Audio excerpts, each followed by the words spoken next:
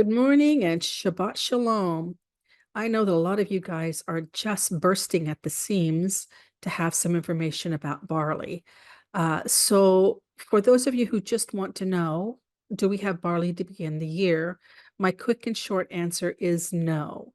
The long answer, the details of what I'm seeing will ensue after this. But just for those of you who, still aren't into the details, and I pray that that will change, um, there is no quantity of mature barley available that would have the appearance it could produce starch. If we had to declare it at this point, we could not declare it. Beyond a shadow of a doubt, I showed you a video earlier in the year of barley that was, coming out of the plant, a few little seed heads here and there. But what happened immediately after that is we've gone into a protracted season of excessive rains and cold weather. So I'll pause there, and then I'm just going to give you a general synopsis of this season. The first thing that's different than this year than every other year, Israel is at war. And one of the locations of the war is by one of our bigger bread belts, the Gaza belt or the Gaza perimeter, and the Jezreel Valley are our two largest grain producing areas in Israel. That doesn't really affect anything apart from the fact that farmers are soldiers and soldiers are farmers.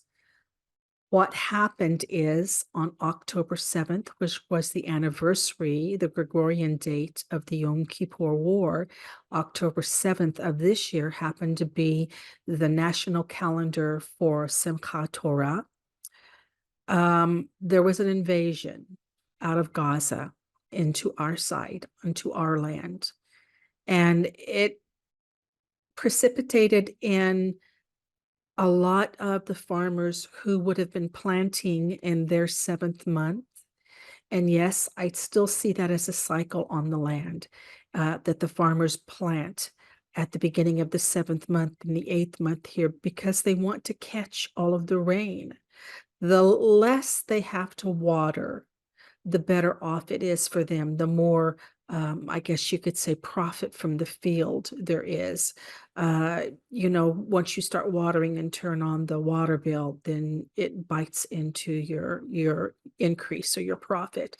So they do plant, but it was their Simchat Torah, so it was still early in that season of planting. And so on the land, I'm seeing lots of places that are in various stages of grain development. Now, I am speaking about the domestic wheat and or the barley. It's hard to tell what it is until it presents its grain head, which that's what the scripture says as well. Before it has a fruiting head showing, it all just looks like grass. And so those grasses are at various stages. So that's one thing that's very different. However, that did not affect the wild grains because they are dropped when they ripen and they come up wherever they dropped in the following year. And so they came up with the first rains. Now, the first rains come fairly easy, the first rains came fairly early. In fact, the first rains came while I was still stranded in the US.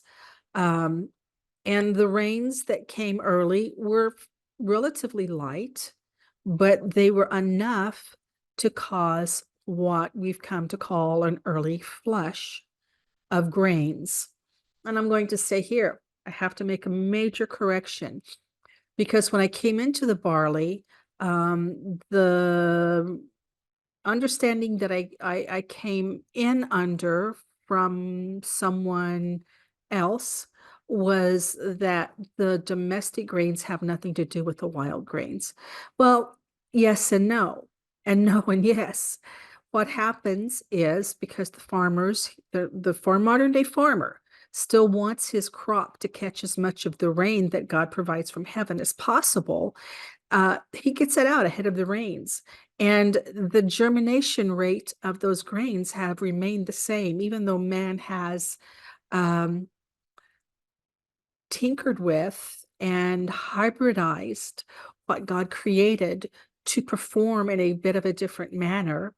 They will still germinate in 2 to 3 days. Anybody who grows their own barley and or wheatgrass for juicing, you know how quickly these grains germinate. I happen to have been one that back in my vegan days, I drank an awful lot of wheat shots and barley shots, and I can tell you they germinate in 2 to 3 days.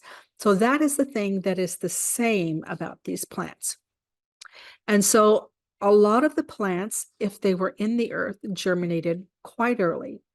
But then what happened is we went into a very protracted dry season after the grasses came up.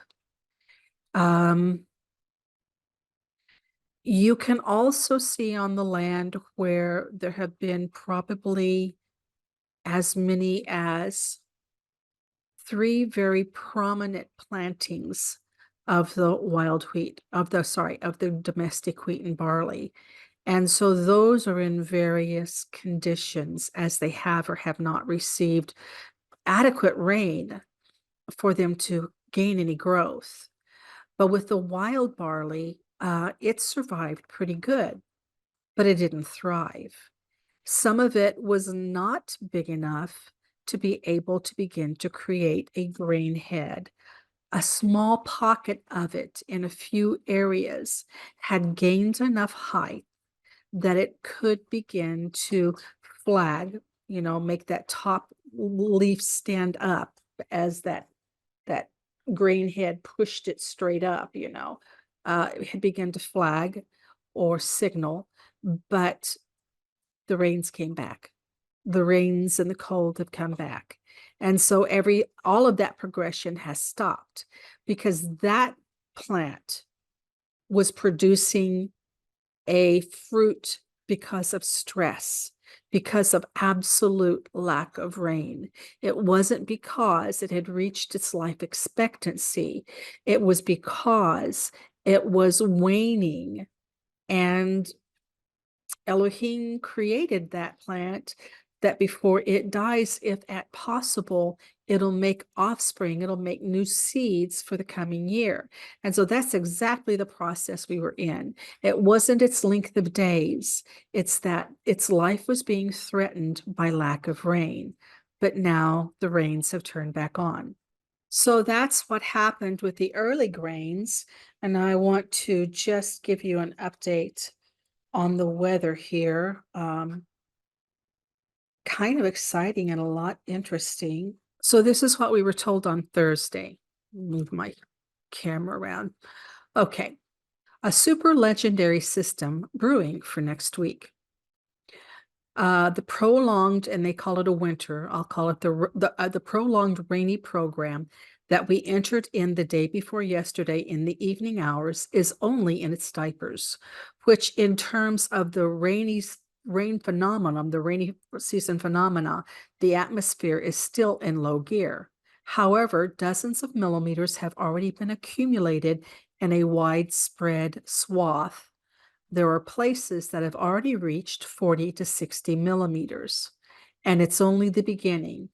Starting tomorrow, that was Friday, or Thursday evening, I'm sorry, the atmosphere will make a few moves and we will enter a rain event with much higher intensity, much more dominant as we proceed towards next week.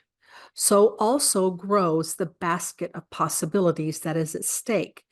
After the significant harvest of the upcoming weekend of rain, which will be manifested in the addition of large amounts of rain across the entire nation, the business will calm down and weaken. Saturday, in the half of the day, which is now, okay. However, according to the models, the next dish or the next serving is expected to be organized from the north of Israel, which will likely be the main and biggest one. that we can ask from a rich menu of wet weather. Gradually, a consensus is forming between the leading models about the development of an abnormal and monstrous rain system in the eastern basin of the Mediterranean from Sunday evening to Wednesday. So it's still ahead of us. Here we are talking about the transition into a very high gear when the atmosphere will pull out the heavy cannons and produce a moisture show that has not been seen for years in our regions. Sorry, this is some of the pronouns and stuff are backwards because it's Hebrew. Personally, I don't remember such maps for years as the models are currently presenting. What are we talking about? Lots and lots of liquid and ice precipitation, rain, hail, thunderstorms, strong winds, enormous amounts of snow on Hermon. We had snow last night also.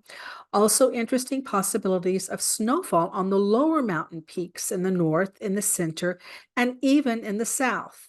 Please note that at the moment, I am not specifying about heights and times because the range is still far away and everything is very dynamic, certainly on this sensitive subject. Remember, this was Thursday.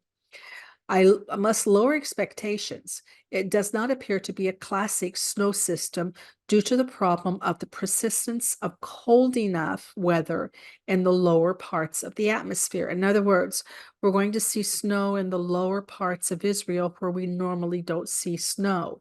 What is true, there will definitely be no shortage of rain, and if the current script that the models present will be implemented as they are now, then it will be an event that will be remembered for years to come, not only because of the duration of time, but also because of the expected phenomenon, together with the tremendous amount of rain, which will easily cross the 3-digit nationwide. Okay, so 3-digit would be anything over 100 millimeters, and you know that you can see that we had already reached 60 in some areas, right? And we are, of course, with our hand on the pulse and updating about any changes for the better or for the worse. Then we have the most recent update. Let me go there. Translate. Here we go. So the wave of rain is going to still continue through next week. And it's complex to forecast. The amounts that fell until today in the very morning hours, Jerusalem has had 67 millimeters. Tel Aviv has had 76 millimeters. Ashdod has had 37. Ashkelon has had 44. Karni Shamron has had 51. Hadera has had 61. Haifa has had 76. Elon has had 110. Kfar Bloom has had 53. Maron Golan, which is by the Lebanon border, has had 96. Remember that the majority of the rain is going to come in the next system. So what is different this year than the previous years?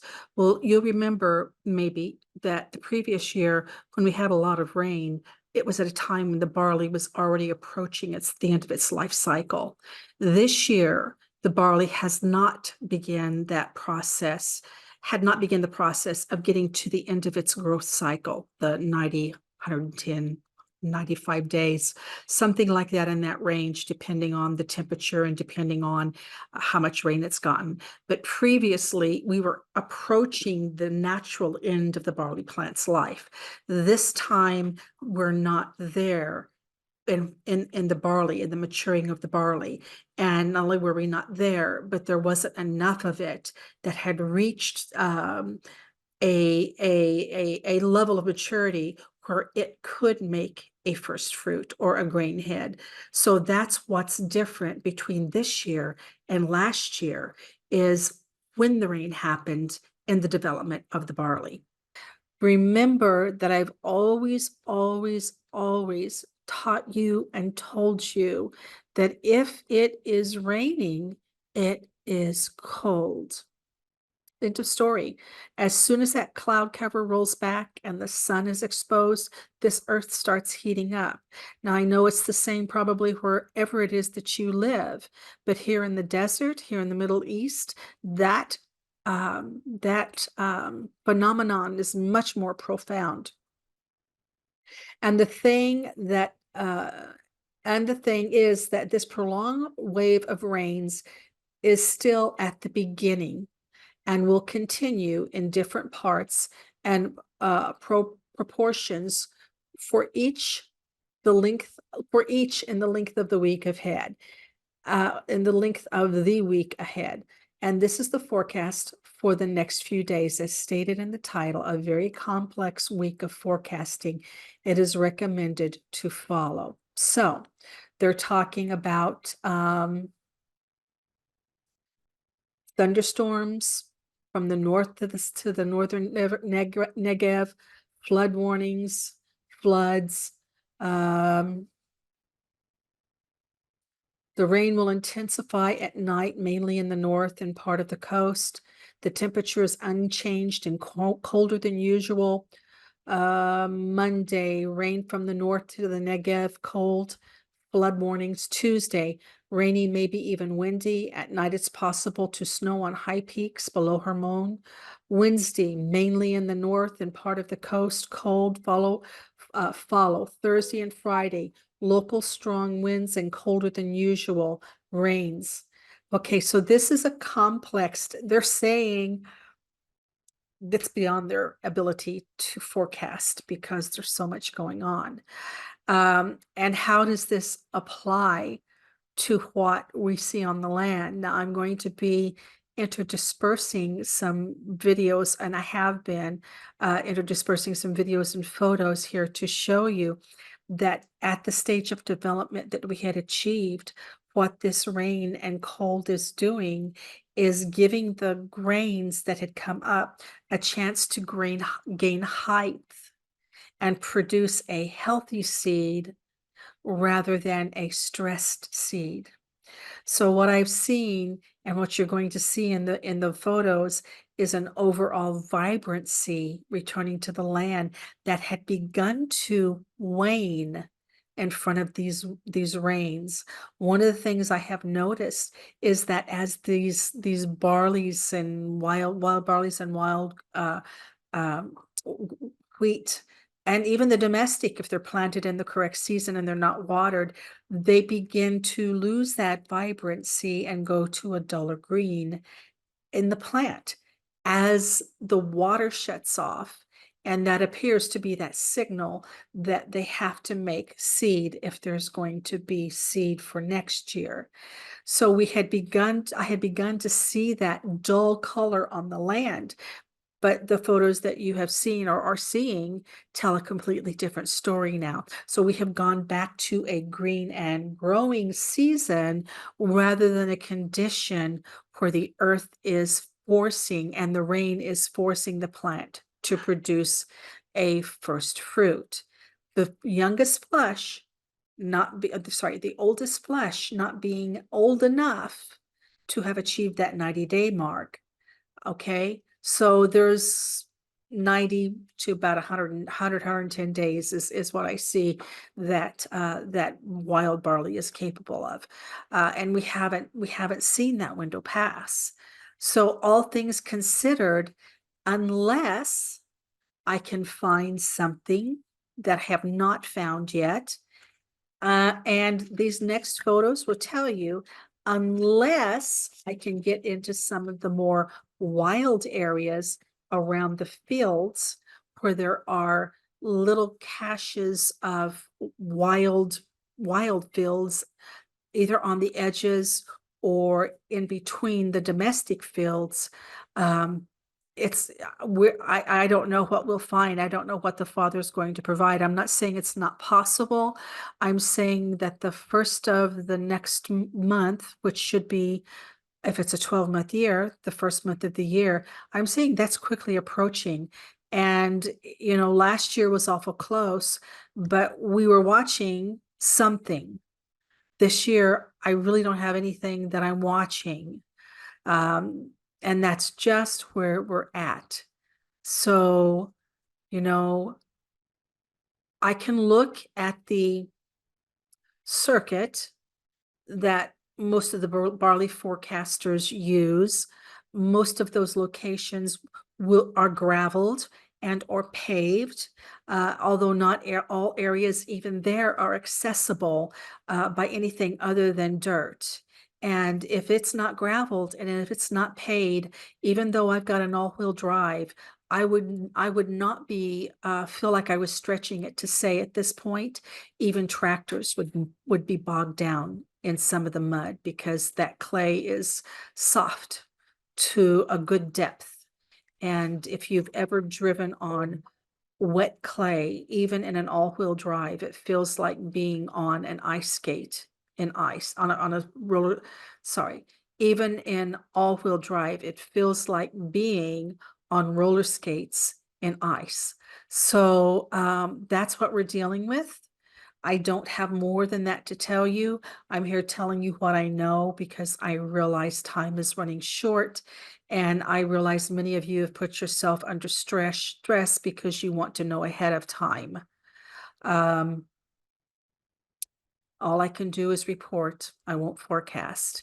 And what I'm reporting to you is at this point, at this point in our timing, we have nothing to start the year with.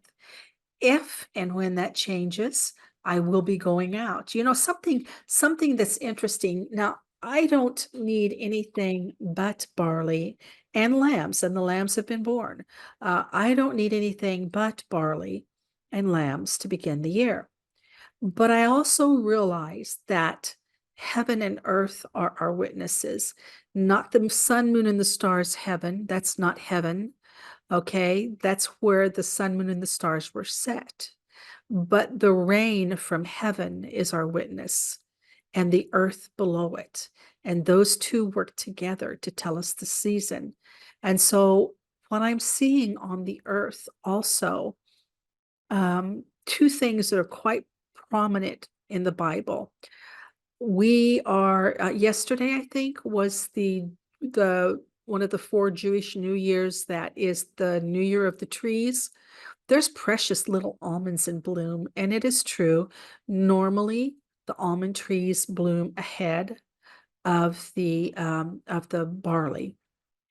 The other thing is, I have seen no signs of any, not even flax bloom, wild flax bloom, but the plants themselves are lacking from the earth.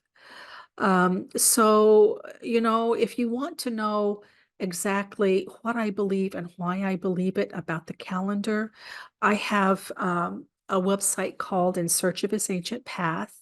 And in Search of His Ancient Path, there is a page called The Root of Love and Life. And I go into extreme detail of what the Word of God does as it is performed on the earth. So everything he's given us, from the liturgy to the work that the people did with their hands, their livelihood, has a spiritual understanding. And so if you want to understand why I'm saying that heaven and earth are our witnesses, and it's the rain from heaven and the seeds in the earth that bear witness, then you would be interested in taking a look at that. I apologize, they are in PDFs, each chapter. The idea was to get the chapters up in rough draft as I wrote them. And then when I get to the end, I hope to get it edited and turned into a free ebook. I will never charge you for information ever. I don't care how many hours it takes me.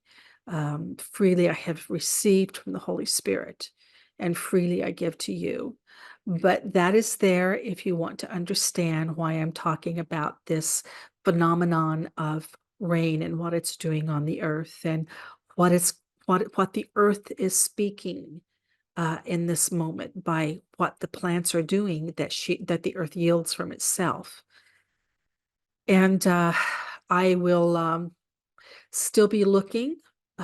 It's awfully hard. I've tried to see what's happening along the roads when it's raining outside. It's near impossible depending on the amount of rain. So a lot of what I do has to be led by the Holy Spirit and by listening to Him. There is one place that I did hear I'm to go check, and I will go next week. Maybe even tomorrow or Monday. We'll see, even if it's raining, because he specifically spoke to me about a certain area. And I will go see what that is about. And then I am also going to go even south in the rain, all the way back to Gaza, because I just want to see what's going on down there. I may even do a separate video. I may even tour a couple of the kibbutzim like Barley and Raim, and make some videos on the devastation in the lives of the people down there. And for me, what is happening to the barley is very prophetic. Men are as the grass of the field, and their glory is as the flower thereof. They're here today and they're gone tomorrow. And when the hot breath of God blows on them, you can't even tell where they were standing. Beyond a shadow of a doubt, there has been major destruction of spiritual barley around that bread belt area, the Gaza perimeter. And for me, it's very prophetic that this first flush has not produced a offspring, a fruit, an acceptable offering.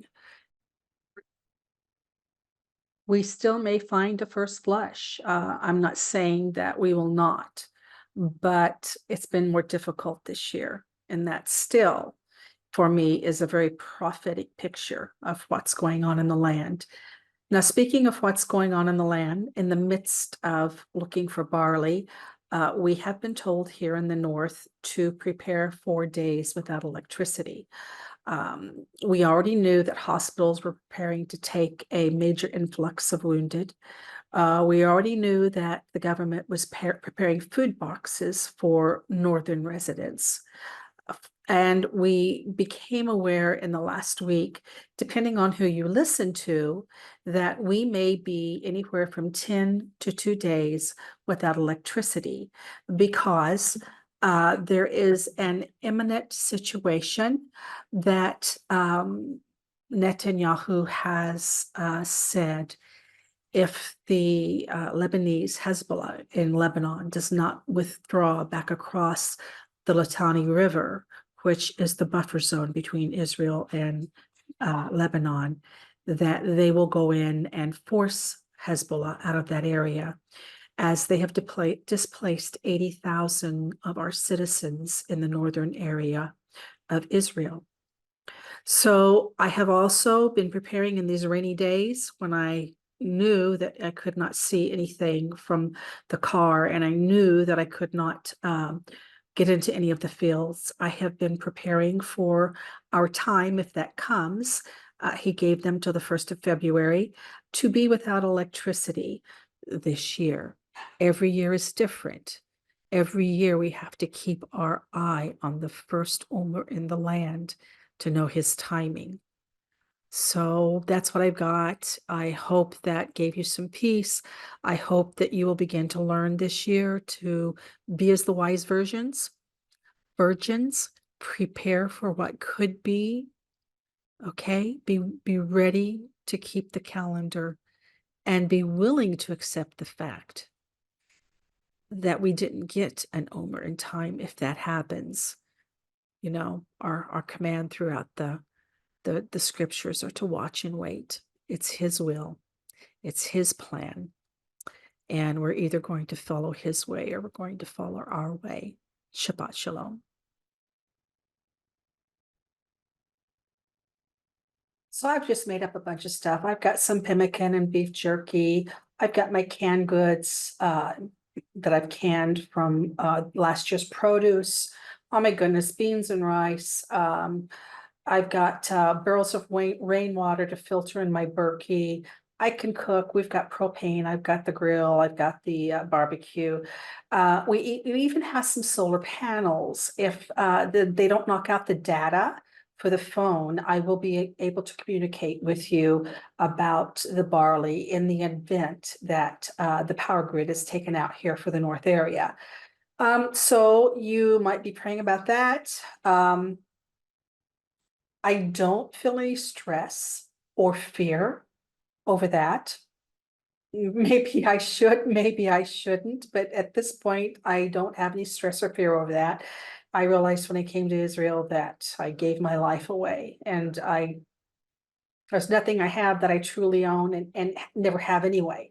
So if you are worried about that, you might be praying that the Father protects at least the phone data, so I will be able to communicate with you, and that the solar panels, we have days of sunshine, so the solar panels work if we have a power outage. But that's what I know, and I've shared everything with you that I'm seeing. The pace of the land, there are years when it feels like the earth is in a hurry. I can't explain it other than it's like the flowers, the this, the that's, they're just running across the earth. They're not lingering. This year, it feels like they're meandering.